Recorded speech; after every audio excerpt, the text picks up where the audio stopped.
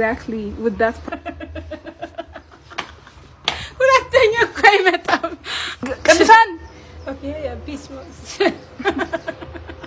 በመሃል አዲስ አበባ ታግታ የተገደለችውና ከፍተኛ መነጋገሪያ የሆነው የሚስ ኢትዮጵያ ሞዴል ሩት እህት ቅዱሳን ገዳይ የገዛ ጓደኛዋ ሆና ተገኝታለች ይለናል የዛሬው መረጃችን።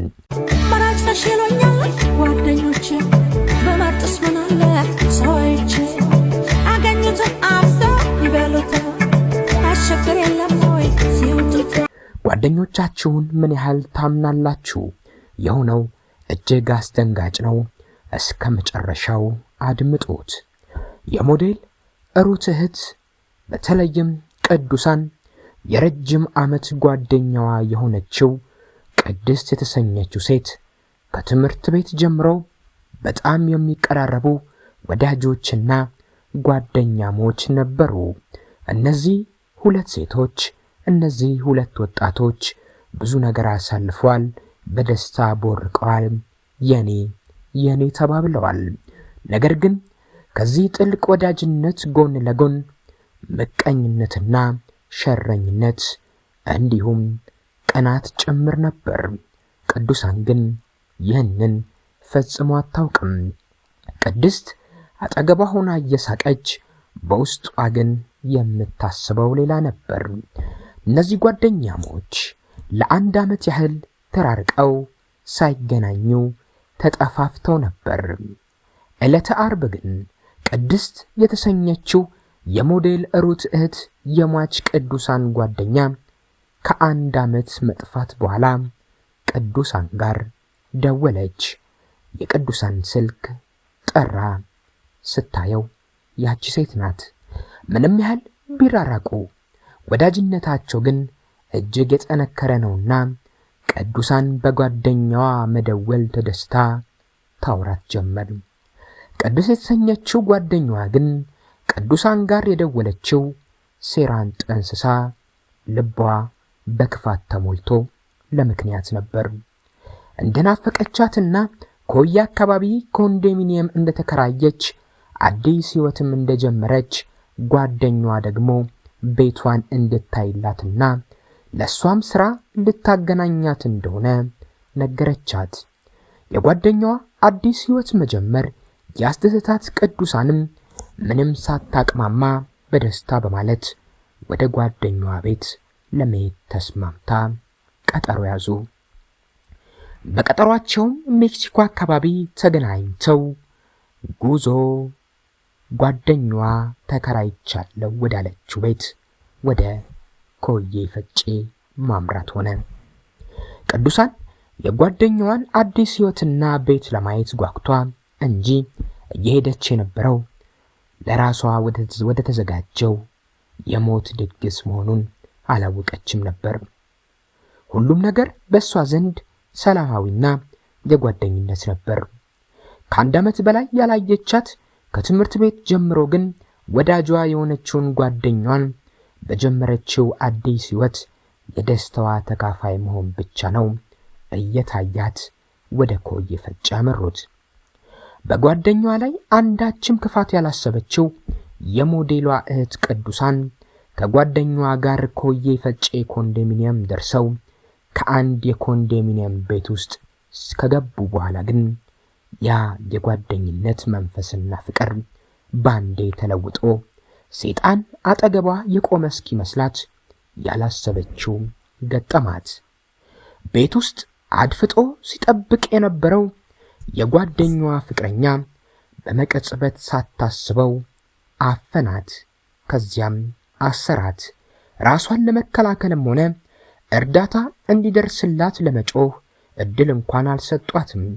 ያመነቻት ጓደኛዋ ቤቷን ደስታዋን ልታይላት የመጣችላት ጓደኛዋ ከፍቅረኛዋ ጋር ተመሳጥራ ለሞት አሳልፋ ሰጠቻት።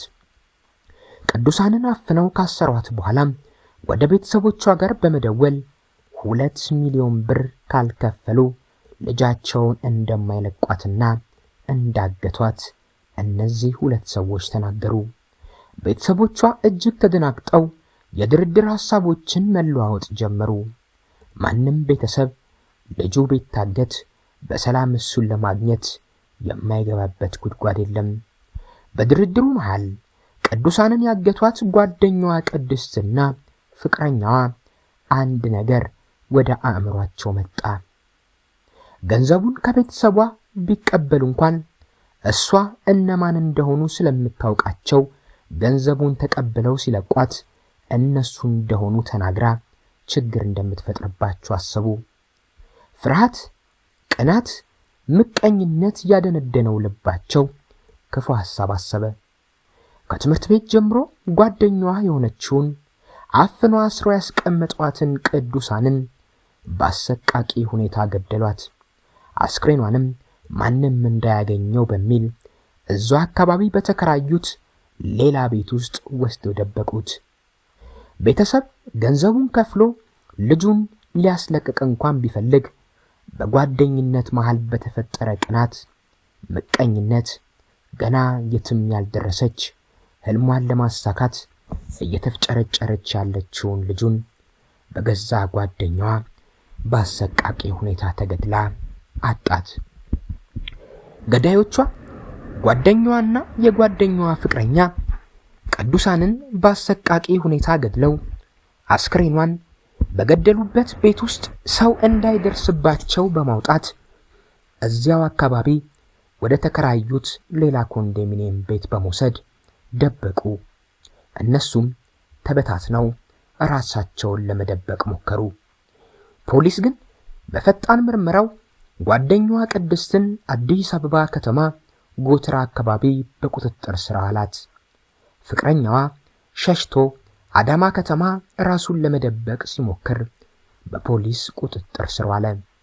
ሁለቱም ተይዘው ወደ ምርመራ ከገቡ በኋላ የሞዴል ሩት እህት ቅዱሳንን እንዴት እንደገደሏት ለፖሊስ በማሳየት መሩ።